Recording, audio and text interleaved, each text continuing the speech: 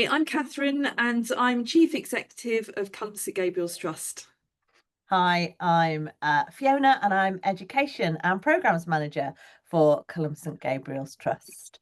And earlier in the year, Kathryn and I got together on Zoom to share our thoughts about the Curriculum and Assessment Reviews interim report.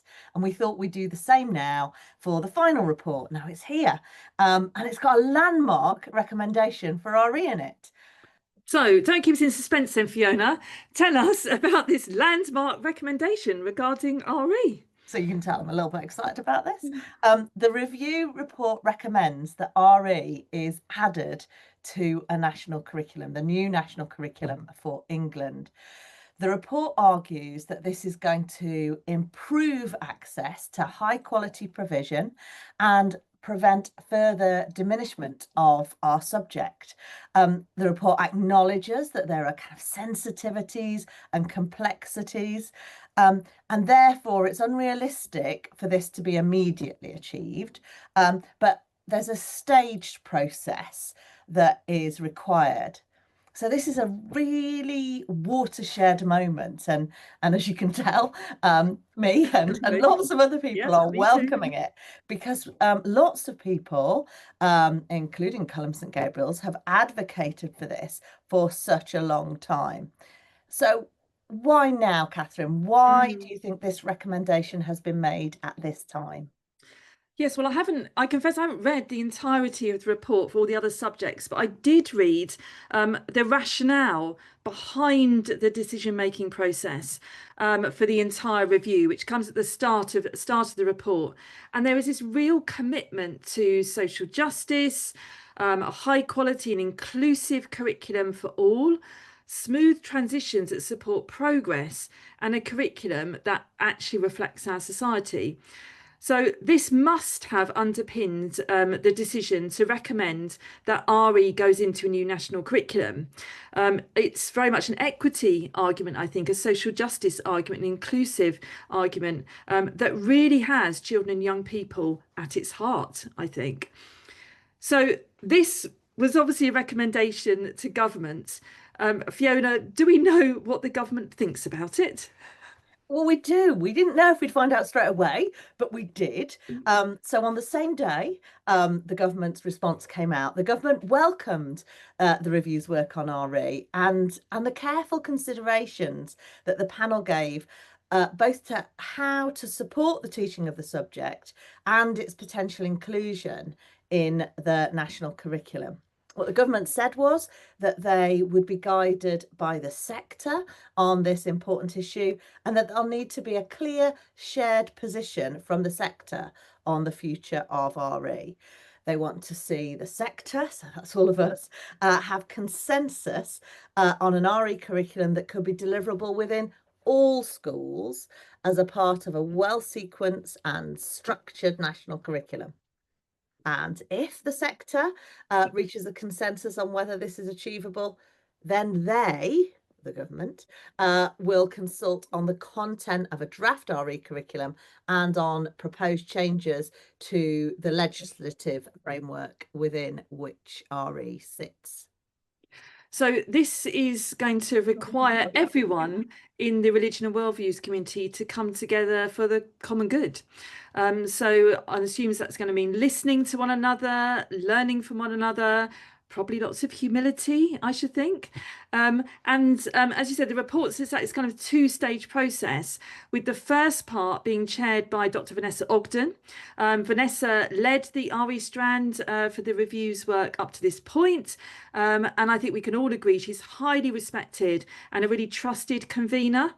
So I think, I'm sure you'd agree, that this stage is in really, really good hands. But we will have to wait and see what the proposed task and finish group, that's what it's described as in the report, what that will look like.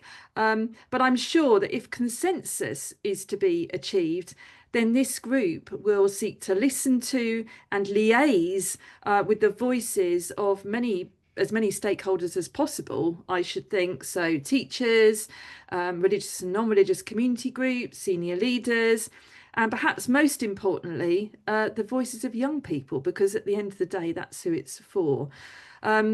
And I'm really interested that the national content standard for RE in England is mentioned. In fact, it's described as a catalyst for more substantial reform. Yeah, I saw that too. I agree. I think that's really good. And the reason I think that's really good is because that national content standard, non-statutory at the moment, has widespread support across the sector, including from providers of schools with a religious character. It also has support from some of the really large multi-academy trusts and some smaller ones, and a range of religion and worldview community stakeholders. However, if RE did become part of a national curriculum, I suppose something lots of people are going to be thinking about at the moment is, well, what about agreed syllabus conferences? Are they going to be a thing of the past? Is there going to be some change in that area? Yeah, and I suppose at the moment we don't know is the answer. One might assume perhaps that this is likely. However, one thing I think is important to make really clear is that that doesn't mean the end of SACRE. So convening an agreed syllabus conference is only one part of SACRE's sort of statutory functions. In fact, this came up in a meeting I was in earlier today. SACREs have many other important roles, including advising the local authority on teaching quality, monitoring RE, things around collective worship, considering determinations for collective worship. They also, and I kind of believe increasingly, have a really important role to play in fostering things like interfaith dialogue, positive community relations, community links, promoting religion and belief literacy perhaps more widely through the local authority. So I suppose local authorities that have just produced a new agreed syllabus might be wondering, though, if it was worth it. Yes, I remember the day this was announced last week now. Someone we know was at a launch of a syllabus, but actually there was real celebration even there. So yes, they might be worrying about it or considering it, but I think the first thing to remember is that the earliest anything will change in schools is September 2028. And that assumes changes happen at the same time as the rest of the national curriculum, because September 2028 is when other subjects are going to change. Um, However, if you think of lots of the agreed syllabuses that have been created in the last 2 or 3 years, they have used the national content standard as a guiding document.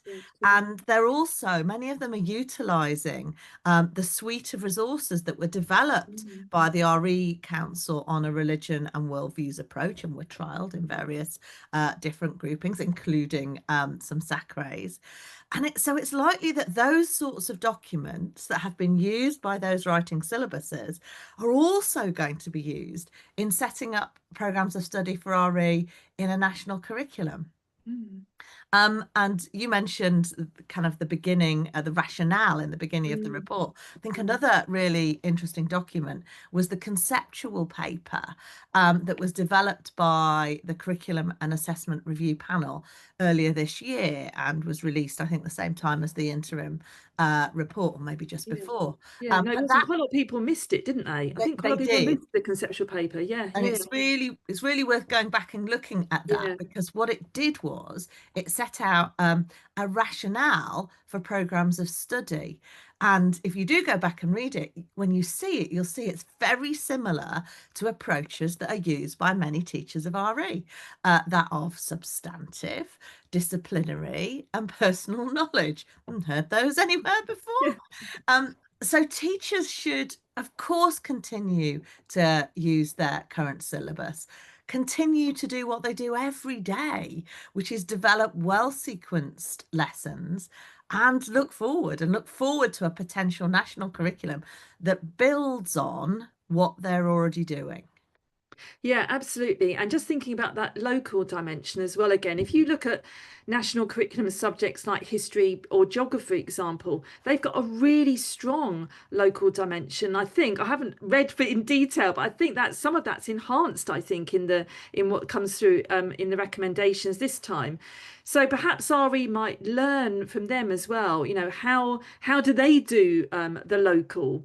And also, we don't know, what shape the national curriculum will be for any subject at this stage. As you say, the conceptual paper which accompanied the interim report talked about teachers as curriculum makers who interpret and transform that content. So I think it's a really important point. It's about the autonomy of the teacher at the heart of all of this. There's going to be a baseline, but not imposing limits on the teacher, allowing them to be creative and use their skills as a curriculum maker. So I think it's a case of kind of wait and see. And as you say, kind of keep doing what we're doing well at the moment. So, of Another course, recommendation, wasn't yeah, there? go on. No. So we're all excited about what it said about national curriculum, but there was another recommendation, and that was that the government consult on repealing the requirement to teach RE in school sixth forms. The reasons given for this are that RE is not compulsory in FE colleges or other forms of post-16 education outside of schools. I know this because of where my own children went. So the priority post-16 should be given to learner choice and subject specialism at this stage of education. That might start people worrying about, but what about under 16. And I have to admit to being really pleased Yeah. that there are no suggestions that the government are going to repeal the requirement for pupils to be taught RE up to 16. So that's going to stay whether or not they take an examination. And that seems really wise to me. I think there are some kind of things across the whole report that are really important for RE as well. So one that stuck out for me was the importance of an oracy framework, the introduction of that. And we know how well that sits with RE and of course across the whole curriculum. Yeah, absolutely. I was really pleased about the oracy recommendation as well, particularly as also we had a focus week about oracy earlier in the year, and people can go and look at all our resources and webinars around that. And I was also pleased to see the recommendation around the EBAT performance measure being removed. I mean, the EBAT performance measure has had, I think everyone would agree, a really negative impact on RE for many years. And also this emphasis on a kind of a knowledge-rich approach and kind of coherent structural architecture to the curriculum. All of those things are important for RE, even if they're more, generic recommendations, I think.